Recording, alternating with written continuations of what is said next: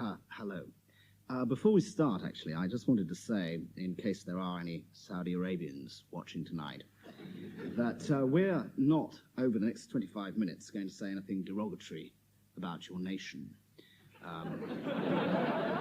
Because we feel that you are a wonderful, warm-hearted people with a fantastic culture and an awful lot of oil. And if you want to execute your princesses, well, fine by us, go ahead, as many as you like. Actually, you could have one of ours if you... or two, to be exact. But anyway, I mean, the main point is that, I think, for one, that Britain would be a much better country if it had a really strict system of discipline like yours. And I think it's a great pity that we can't afford to, because, if we did, rich Arabs would be able to come over here and gamble and screw and get pissed.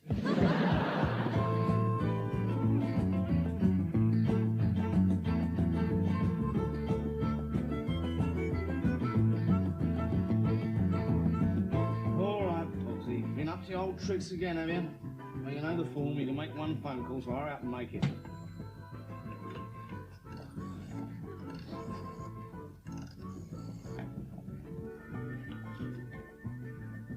3521, hello?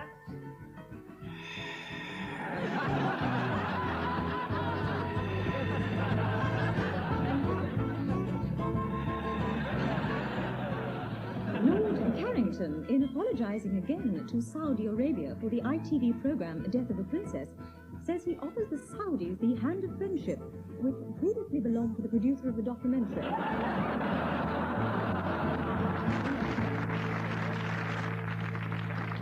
Mrs. Thatcher has ordered an immediate inquiry into the number of jobless blacks. She feels there aren't enough. Unconfirmed sources report that Colonel Gaddafi of Libya has survived a second assassination attempt. Doctors say that the bullet went right through the middle of his head, missing his brain by 6 feet. Princess Anne has now been accused of mistreating a dumb, defenseless animal, but the palace says it's his own fault for marrying her in the first place.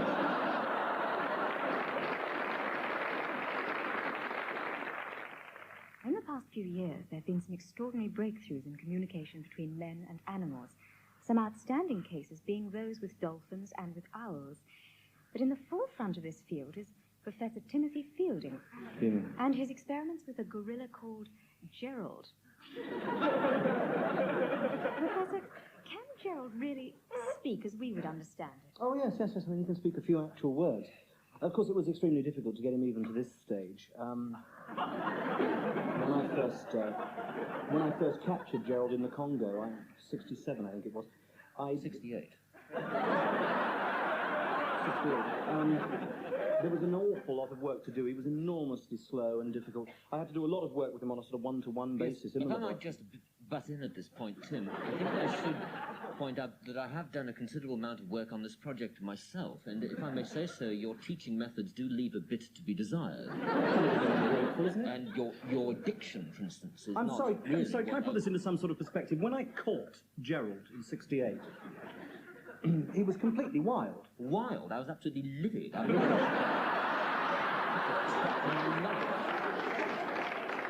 Clearly, all that's changed now. Yeah. Because, of course, you've been brought up in the professor's own house. Yes, he's living with me, yes. Though not in the biblical sense. Yes, I was going to ask you, actually, Gerald, do you have a mate? Yeah, I've got lots of mates. There's the professor, there's his son Toby, there's Raymond next door. Oh, no, actually... Oh, I see what you mean. Crumpet. Well... You didn't tell me you were friendly with Raymond?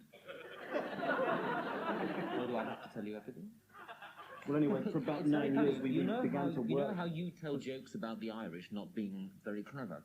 Yes. Well, back home we tell the same jokes about orangutans who are famous for being all that bright. I've heard Really? And, for instance, have you heard the one about the orangutan who ate a pomegranate with a banana? No. Well, it loses a lot in translation. Very, very funny. Have you been seeing him very often? I see. Well, Professor, to come back to my earlier question, how has Gerald reacted to being separated from his family? Well, to begin with, Gerald did make various attempts to contact his old flange of gorillas. It's a whoop, Professor, a whoop of gorillas. It's a flange of baboons. He sent me the occasional letter, but I couldn't really see the point. I mean, they either ate them or wiped their bottoms on them. I mean... Look, I know you've never got on with my mother. Well, she didn't exactly like me, did she? She got on perfectly well with David Attenborough. David Attenborough!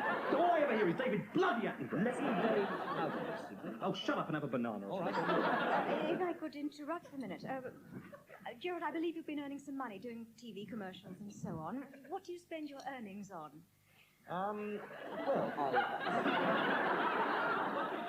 Well, I suppose you'd expect me to say that I spend most of my money on peanuts, bananas, and carpet cleaner. No, not at all. Yeah, well, I do spend about 95% of it on this. But the rest goes on little luxuries. I'm very keen on Johnny Mathis. Yes, you're not kidding, are you? When a child is born blaring out till all hours while I'm downstairs trying to do some work. Look, the production on that album is It's amazing. my serious scientific project, and you behave like an absolute child. I went to evening classes. Oh, shut up about your bloody evening classes, Joe. As Aristotle once said, Oh. Izoi ine enanguri, igineke ine tipavilato. You arrogant little bastard, you're wrecking I mean, do you think it's easy? Do you think it's easy for me? Easy for you. I spent half my life in quarantine. Trampling around the garden, eating the daffodils? I do not eat daffodils. Well, somebody does, don't they? Well, perhaps we could leave it there. Gerald, Professor, thank you very much indeed. All-out superpower confrontation.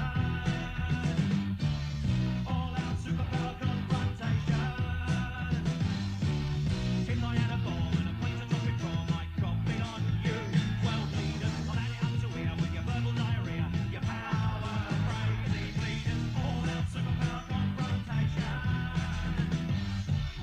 All-out superpower confrontation. Wouldn't give a toss if a bit of chaos went wrong. Wouldn't feel remorse if a little holocaust got you.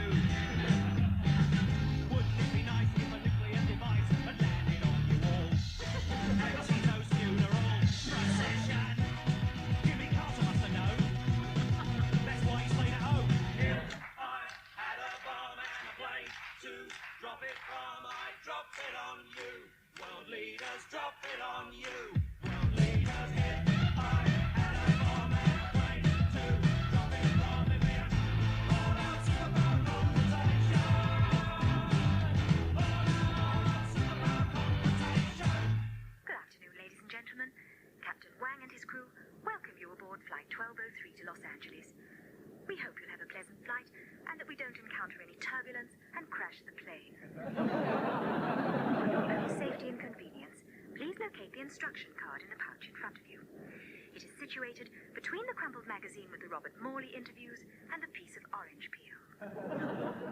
We would like to stress that in the unlikely event of anything going wrong, any attempt to escape from the aircraft is futile. Please fasten your safety belt and extinguish your cigarette. Shame though it is to waste your last one.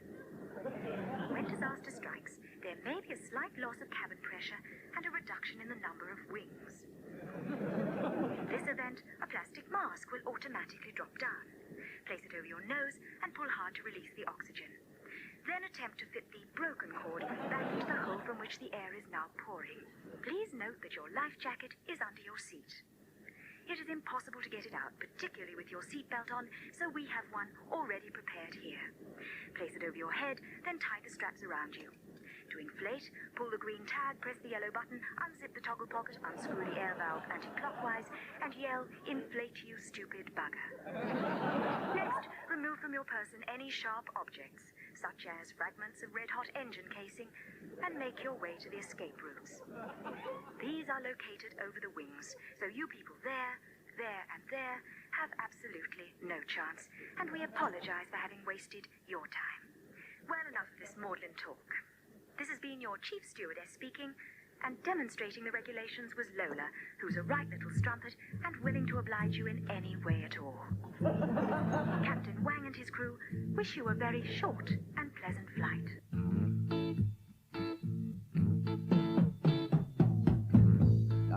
Yeah, I think I've learned a great lesson from Chappaquiddick. It is a lesson that could benefit a great number of my fellow Americans. And the lesson is, don't drive across narrow bridges when you're pissed out of your mind.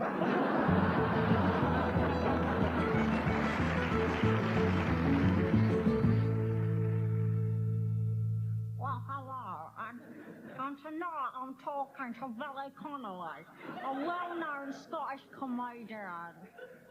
Billy, I understand that when you first came to England, people had a lot of trouble understanding your accent. Is that right? Sorry? Right, shut up. I suppose that's as quiet as we'll get it. Right, now most of you have been to these gatherings before, so I won't explain too much. We're in the very coveted position this morning of actually having a hospital bed to spare. And in the usual way, I'm afraid I must award it to the most deserving case. Now, you all know the allocation system, so I won't waste any more time. Who's going to start the bidding? Do I hear measles? Measles, anyone? Come on, this is a hospital bed going empty. Come on. Do I hear measles? Influenza? No, I'm sorry, come on, that's just a long lie in. I must start the bidding at measles. Measles. Measles, thank you, madam. Measles from the lady with the spot. Okay, at measles, then you've answered measles. Measles. Measles. Pneumonia, pneumonia, thank you, sir, pneumonia. Head pneumonia, then. Head pneumonia, head pneumonia, head pneumonia, head pneumonia, head pneumonia, head pneumonia, head pneumonia, head pneumonia, double pneumonia, thank you, head pneumonia, and you advance on double pneumonia. Sorry? Amnesia? Laryngitis. No, I'm sorry, sir, we're already at double pneumonia. Any advance on double pneumonia? Do I hear double pneumonia and a duodenal ulcer? Thank you, sir. Does it hurt? Yes, and it's painful. Double pneumonia and a duodenal ulcer, that is painful. Any advance on that? Malaria. Malaria, thank you, sir. Malaria,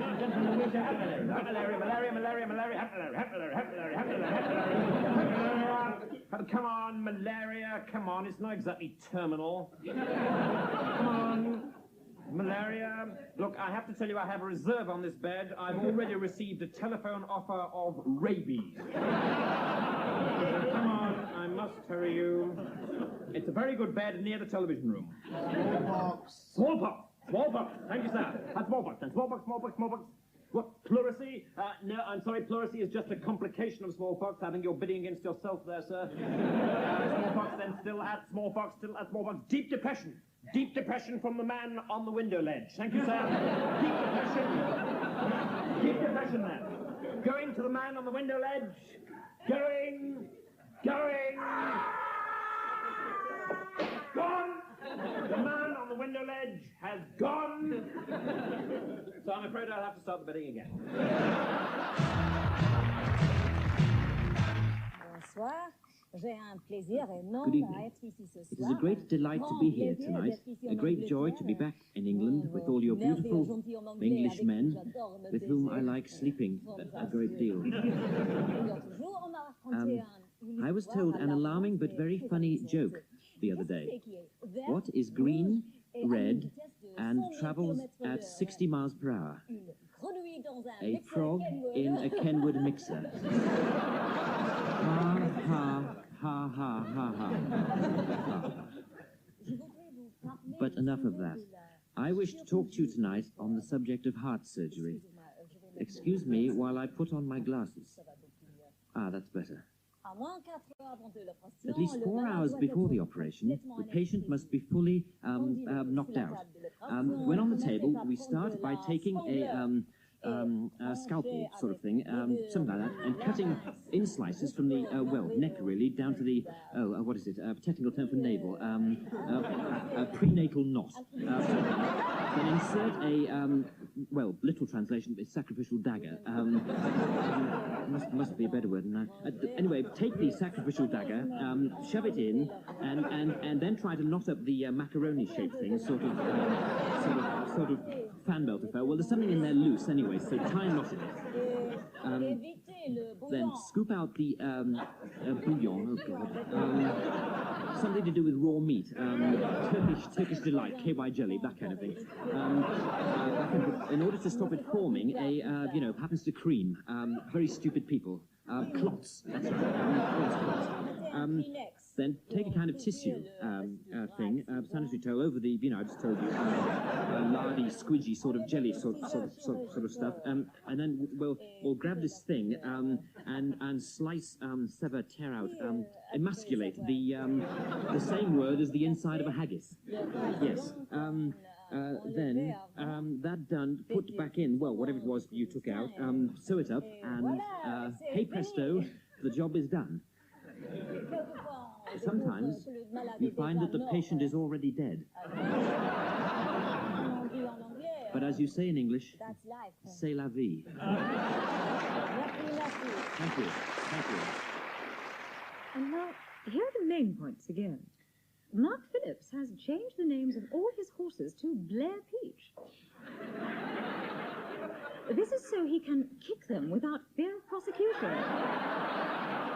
A world defense strategist has announced that he has analyzed the reason for the current behavior of the USA. He says the Americans are trying to make up for the fact that they were late for the last 2 world wars by being really punctual this time. And commenting on last week's disclosures about overcrowding in prisons, Mrs. Thatcher says that long-term inmates should be given the opportunity to buy their own cells.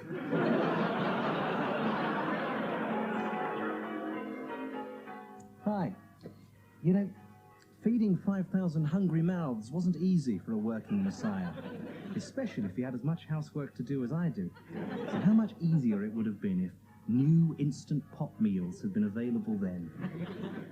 Just add boiling water to one of these delicious fish and loaf-flavoured instant snacks and have a tasty meal in seconds.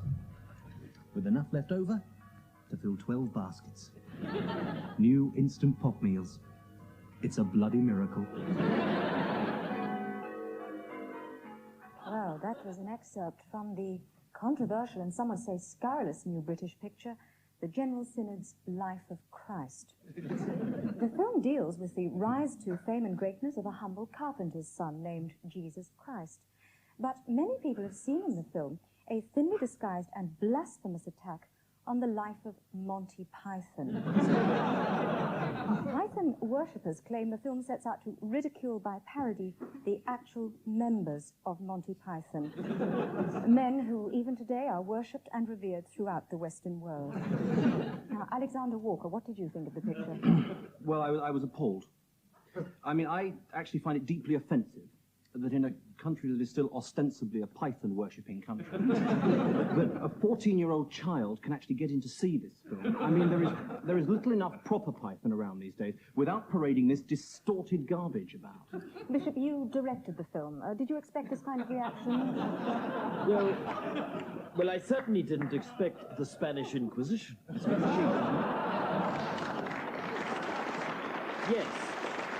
Yes, I did direct the film, and I feel as though I must emphasize at this stage that it is not about Python. Oh, come on. I'm not a Pythonist. I'm not a Pythonist myself, but obviously I have a tremendous amount of respect for people like Alexander, who are... Oh, come now, Bishop. I mean, the leading figure in this film, what is it? Jesus Christ. I mean, it's quite clearly a lampoon of the comic messiah himself, our Lord John Cleese. Well, come on, I mean, even the initials, JC, are exactly the same. I must explain. I must explain to you, the Christ figure is not Cleese. Oh, come on. No, he's just an ordinary man who happens to have been born in Weston-super-Mare at the same time as Mr. Cleese. Jonathan, you know as well as I he do. Is mistaken, he is mistaken for the comic messiah himself by vast crowds of people who follow him about, doing silly walks, You're underestimating your public. shouting, no, not the comfy chair, and other slogans from the good box. No, I'm sorry, Jonathan, whatever you say, this film is a highly distasteful one. I mean, have people forgotten how Monty Python suffered for us? I know. How often the sketches failed? I mean, these men died for us, frequently. Bishop, perhaps you feel that the film deteriorates the spiritual side of Monty Python. Not at all. Oh, Not at all. well, I It disagree, can't. I disagree. I mean, if Python is immortal, as Pythonists believe, then I can't believe that a mere film, a 10th rate, could put them off. I mean, in the words of John Cleese, whenever 2 or 3 are gathered together in one place, then they shall perform the parrot sketch. It is an ex-parrot.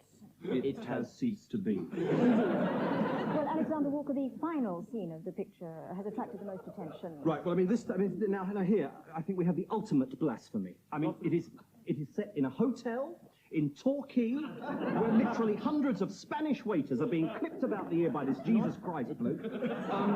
It is obviously a lampoon of the comic messiah's greatest half hour. Not at all. The point, it's Torbay. Thank you both Oh, very from much Torbay, indeed, Torquay. I mean, Bishop we're quibbling, aren't we? Alexander Walker, thank you very much indeed. Thank you very much. I mean, Jonathan, We really, take a break now for some explicit sex, thinly disguised as choreography. There's a man in Iran that I can't resist. Much revered, kind of weird. Got this chick in a twist. And even in these World War III times, I can't help wishing he was alive. I adore the comedy clubs, and I will fall for your charms. I adore the don't comedy clubs, for I will send out an alarm. I rush into your arms.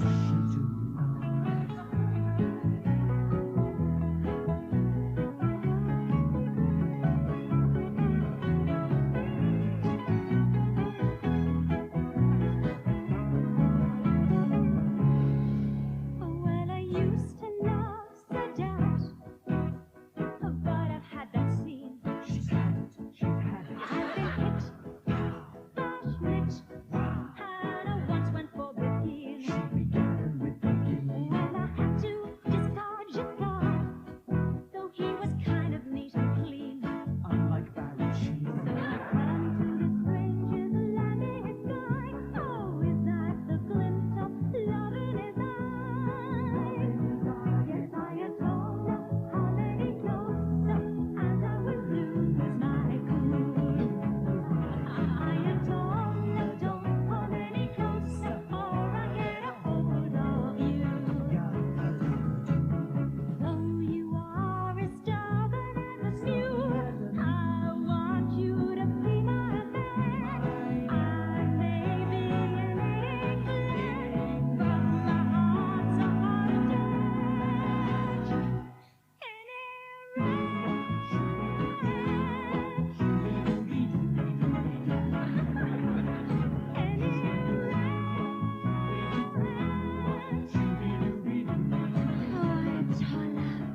I want you so much, you dear old clothes. Let me get on your goat.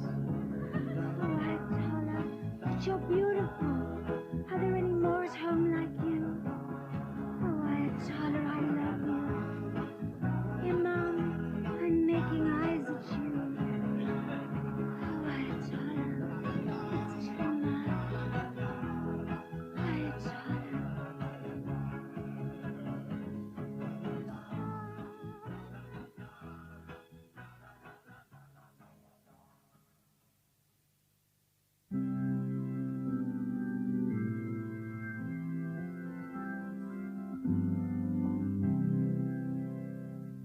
Abu Ben Adhem, may his tribe increase.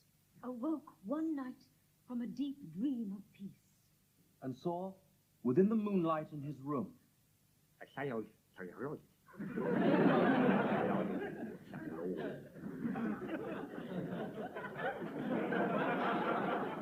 And to the presence in his room, he said, What writest thou? The vision raised its head. and with a look made of all sweet accord, answered,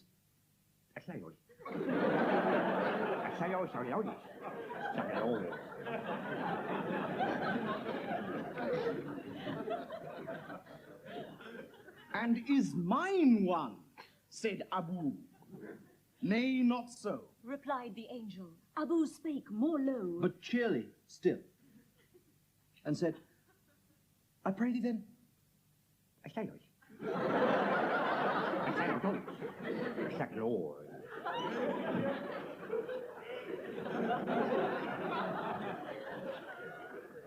The angel heard and vanished. The next night, It came again with a great awakening light. And showed the names whom God of love had blessed, and lo, I say Lord.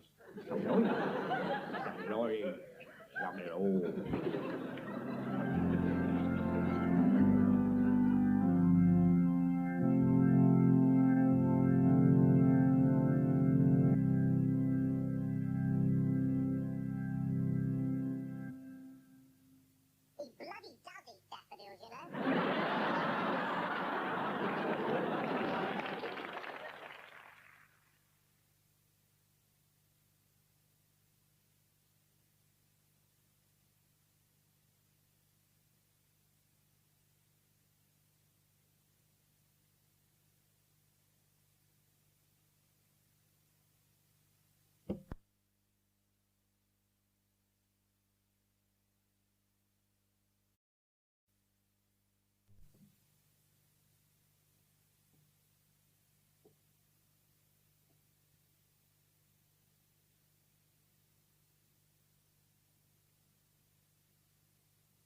hello, all sitting comfortably good. We start this week with a letter from Mrs. Cook of Stevenage. What tremendous value the BBC licence fee is. I wish all the critics would stop whining about it. I would willingly pay £400 a year for mine. Mr. Tully of Sidcup writes, £32 for a TV licence? It's a disgrace. It's far too low. The excellent service the BBC provides, it should be at least £400.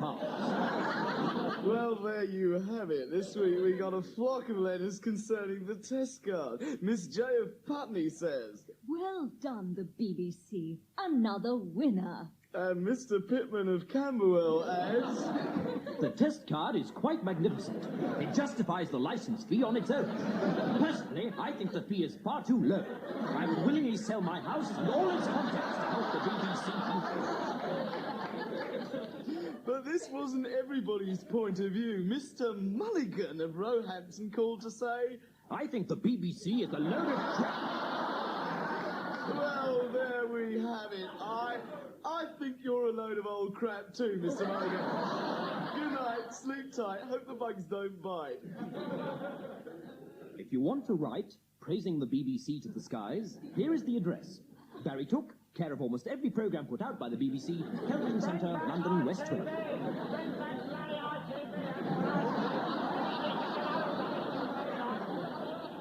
is the biggest lot of cock I've ever seen. Not a bloody one. This is typical. It's bloody typical. But if you think this is bad, if you think this program's bad earlier tonight, I saw Nationwide. And that is crap. I know it's so bloody stupid, that program. You don't think so bloody banal. Characterless commuter entertainment par excellence, that bloody program. I mean, they really have interesting people on it, you notice? Really valuable, useful members of society. People who can play Monopoly with one foot. That's just sort of twat they have on Nationwide. People who can impersonate trombones. Oh, God, I hate. And there's only one program worse than this one, and Nationwide. And that's bloody life. That bloody life thing with that bloody bleeding Esther, bloody bleeding Esther. Just you make you sick. And they think they're so important, don't they? I mean, they really think they've got their fingers on the pulse of the nation. Have you noticed that? There's Earth swanning around in the foreground like an overgrown walking denture commercial. Shut up! And behind her, there's that cross-eyed baboon who fights around in front of the rubber plant. And behind them, there's those two Nancy boys who... I mean, these people are famous, for Christ's sake. Where's the country coming to, eh? Bloody podwall. Right, I'm saying, one person I really hate on RT bloody B, and that's Janet bloody Street bloody Porter. She really does... Shut up! All right. ITV's on gone to the West of bloody Rancid, that woman. What a pair, eh? Incredible, isn't it? I mean, don't these people go to dentists? It's great. God created the earth in 6 days. On the 7th day, he rested, and on the Monday morning, he got it with a hangover and created Janet Street bloody Porter. Fat, plump, obese, porky, wobble bottom.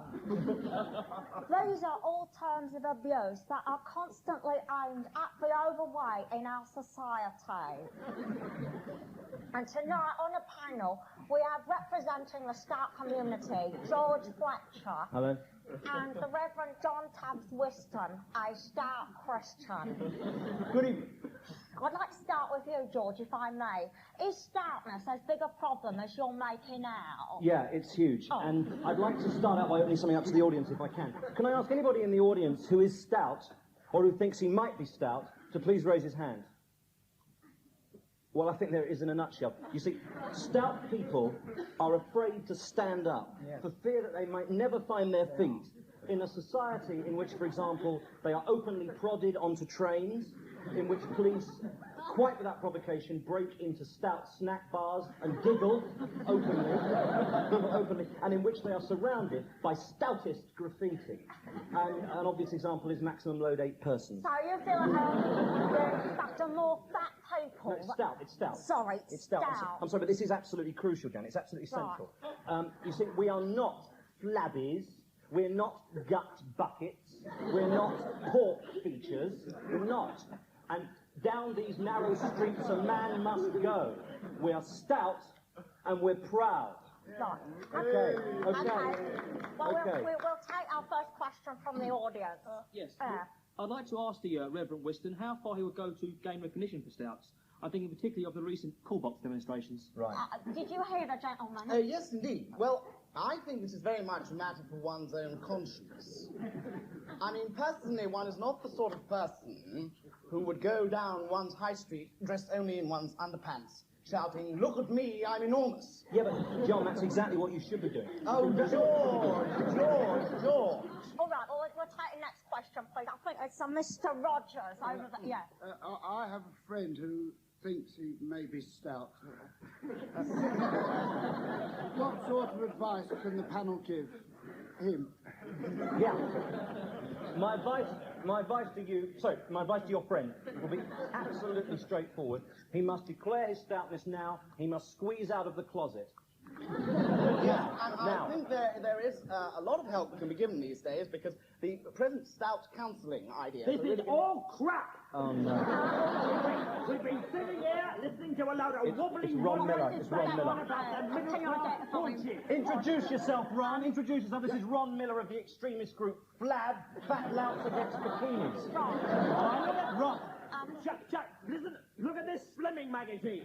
Slimming magazine. This isn't a million miles from what Adolf Hitler was trying to do. We demand a fat prime minister, more obesity in the media, the banning of the word ample. We want the force feeding of skinny. Ron, you're doing the movement more harm than good. Where was the Reverend Whiston at Notting Hill Gate in '79 during the worst flab riots this country's ever seen? I hardly think this is organising plump discos, I expect. Listen, Ron, I'm sorry to be personal, but I mean, you're talking about stoutism. You're not stout. You're not even overweight. In fact, you're skinny. So you have to be fat to be stout now, dear. Thin puff. What do you say? Yeah, well, You heard me. I don't have to take that from you, you great wobble bottom. I think people have enough now. Thank you very much. Next week we have Nazis against fascism. 1, 2, 3, 4.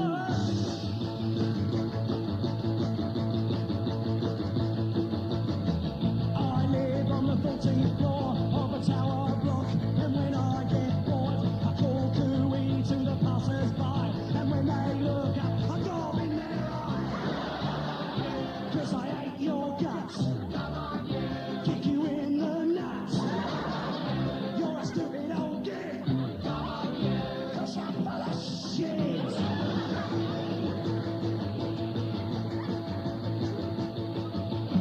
I go out west every night,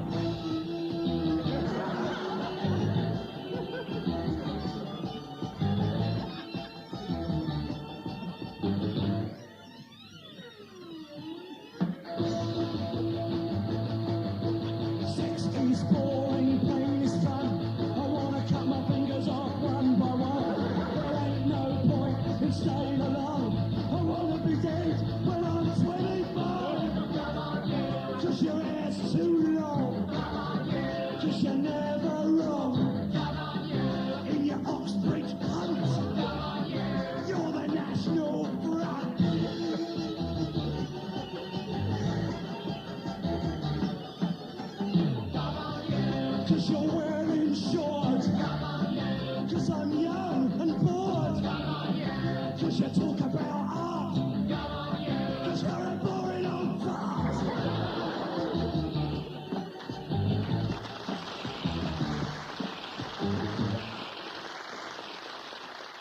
The new president of Zimbabwe, the Reverend Canaan Banana, has denied accusations of nepotism among his cabinet.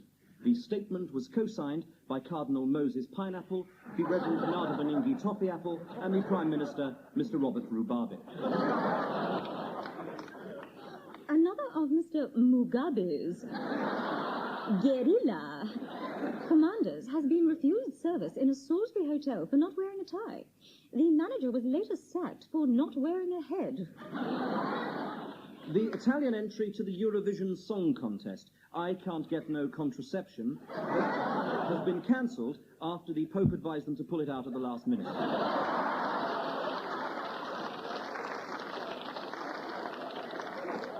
Puerto Rican police have confirmed that the main turbine failure which brought the island to a standstill was the work of saboteurs. Apparently they found traces of Horlicks in the donkey. A man who killed his best friend in a drunken brawl walked free from a Dublin court after the jury accepted his defence that he was suffering from premenstrual tension. And it is my intention to prove to this court that my client is completely innocent of the charges of theft for which he stands accused. In evidence, I will produce receipts. Receipts given to me by my client as definite proof of purchase for the 3 articles allegedly stolen.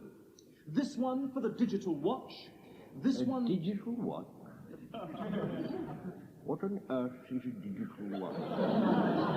Sorry, my lord, a digital watch. It's a watch worked by microelectronics. Oh, fascinating. Proceed. Thank you, my lord.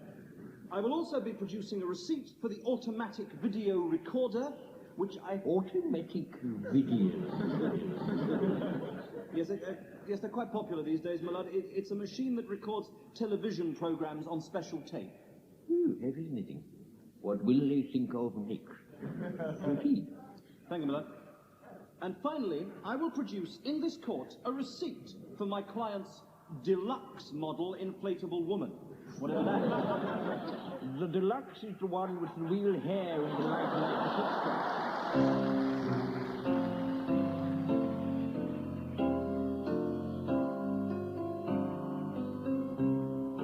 Are you a gay Christian?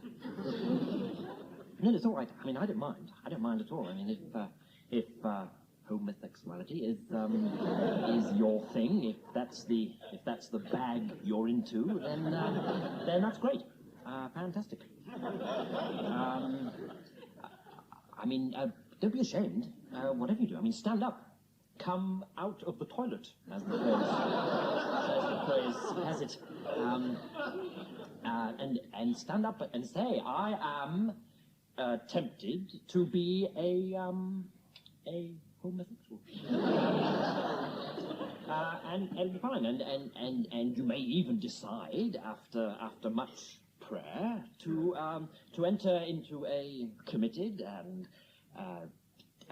tempted relationship with a member of the same genital group. And if you do, and you feel you can do nothing about it, and you've been to a psychiatrist, and you've had aversion therapy, and you tried tying metal weights to your private parts, and you still feel these tendencies, then I'm afraid it means that God just wants you to have a rotten life. God's like that. He hates a puss.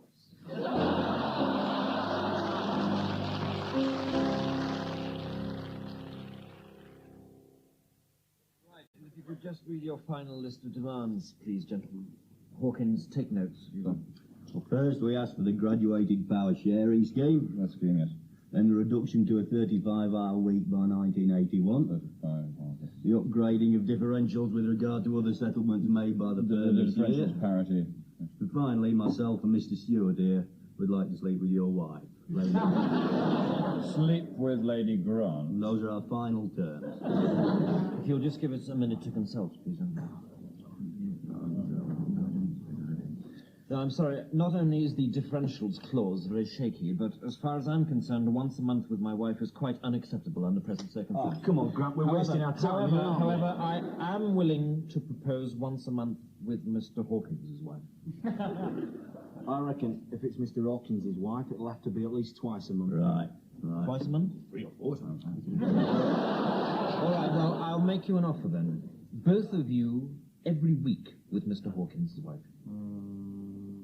Plus the automatic bottle opener that you saw us using at the Christmas party last year. Oh, come on. Come on, gentlemen, be realistic. Plus use of this swivel chair in future negotiations. I like the swivel chair. I like the swivel chair. What do you think of Mrs. Hawkins? Definitely not. Right. Neither of us fancy Mrs. Hawkins, I'm afraid. Why not? Well, how about your daughter, Hawkins? She's only 8. That needn't matter. Gentlemen. The graduated power sharing scheme, 35-hour week, all that rubbish. Use of the swivel chair. The automatic bottle opener with its instruction booklet. Mr. Hawkins' daughter to be phased in by 1991. Plus, my wife's recipe for ratatouille. Lemon ice cream. No. Oh, come on, it sounds fair enough to me. Not the recipe for lemon ice cream. Come on, man, we're talking about... the ice cream. I'm sorry, that is not the offer. What's The a walk out? offer is ratatouille. What about the ice cream? Ice cream is not on the table. Right, I'm afraid that's it. We'll have to call the end of the meeting. No, Just members. Just a moment, gentlemen. Just a moment, gentlemen. The swivel chair to take home at weekends. The automatic bottle opener. And some money. I like bouncing, boing, boing, boing, up and down until I get a pain in me groin. Really happy, and when it really counts, turn into a rubber ball and bounce, bounce, bounce.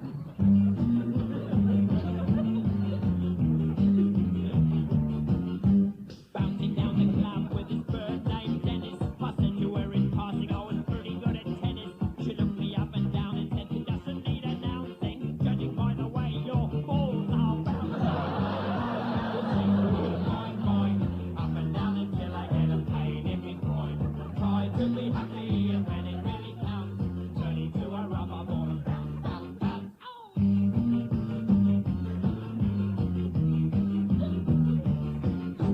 I'll get him in the morning and I bounce around the bed. If me mum comes in to wake me up, I bounce on her instead. When I'm in the bathroom, I bounce around the bars. But you wanna try to shit and bounce, I'm really quite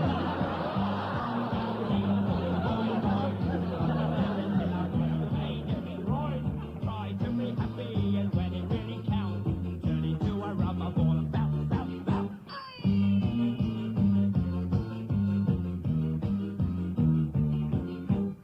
Thank you, sir. And I shall need a card. That'll be $50 deposit, sir. American Express. That'll do nicely, sir. And would you like to rub my tits, too?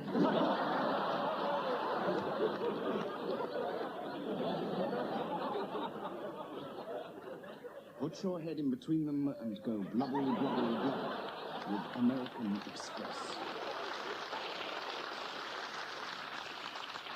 And now, here are the main points again.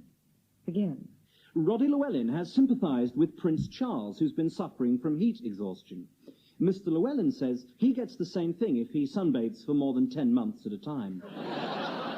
And Prince Charles says that he regrets the outcry about his use of the word knackered to describe his condition, and the next time he feels shagged out, he'll keep his gob shut. The West German Chancellor, Herr Schmidt, has today announced measures designed to bring full employment to Europe, create closer ties between the Allies, and provide a welcome slap in the face for Russian expansionism. He's invaded Czechoslovakia. And in the Osmond split-up, Donny Osmond has been awarded custody of the teeth.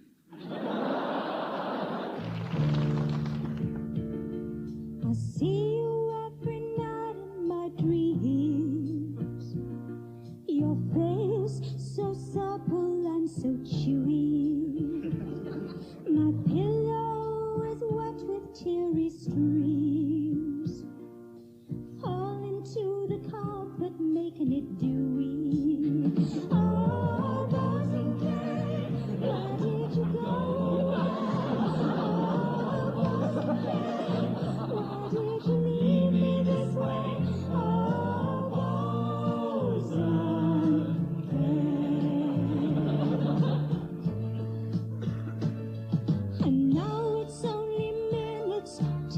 look long.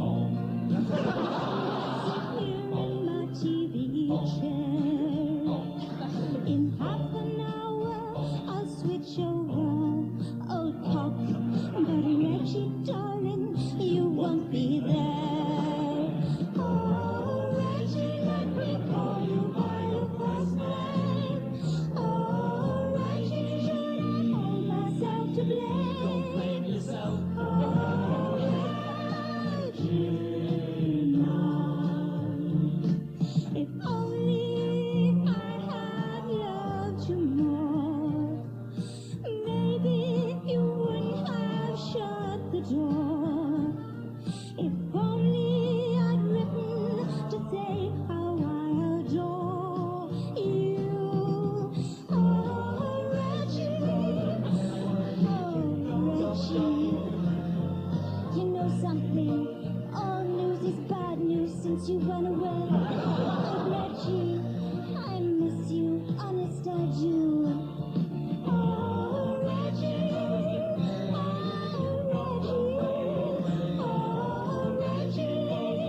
why did you leave me this way? Oh, Reggie, why did you go away? Oh, Reggie, why did you leave me this way? Oh, Reggie,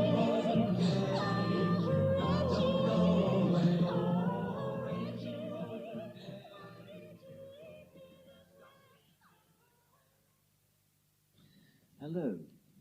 Tonight on I Believe, we continue our look at wider Christian issues and ask the question, the devil, is he all bad? Reverend Mountjoy is an Anglican priest who sympathizes with the plight of diabolists, devil worshippers. I feel in a sense that the devil's had a very bad press, you know? I mean, after all, what is bad? I mean, here we are in Lambeth, you know. I think modern Christians should have a bit less of the get thee behind me, Satan, and more of the come in me, old mate, and have a cup of tea. So just how many people are secret diabolists? People like George and Fiona Timmis. What sort of problems do they encounter? I don't think there is a problem, really. Well, murdering. Well, yes, except for the murdering. That can make a bit of noise, understand. And, you know, if you get an exceptionally difficult...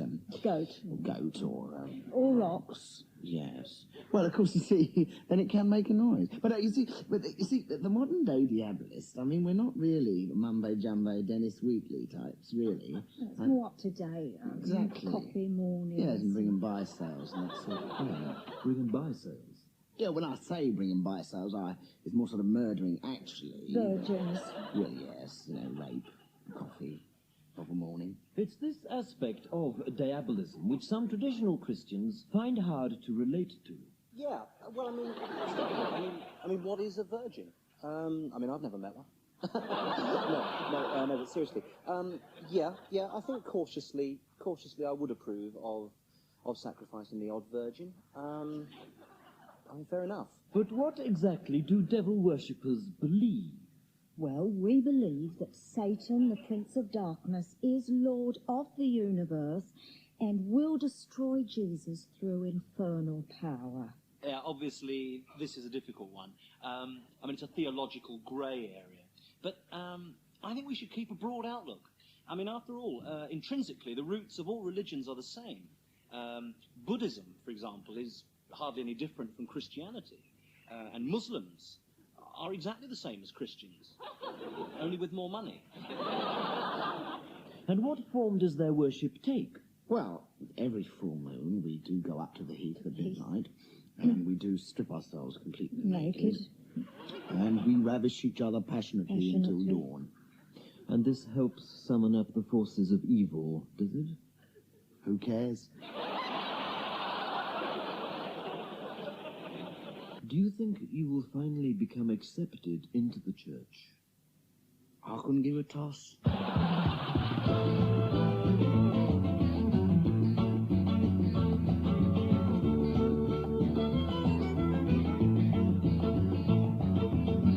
We regret to announce that Bernard Manning, the comedian who was warned by his doctors to lose 5 stones or die, has today lost 5 stones.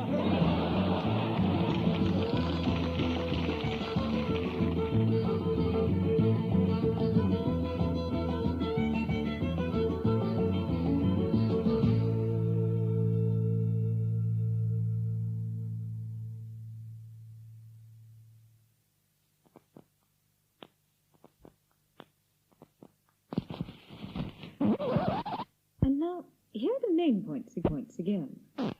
Fame points again. Points again. And now... Look, the production on that album is amazing.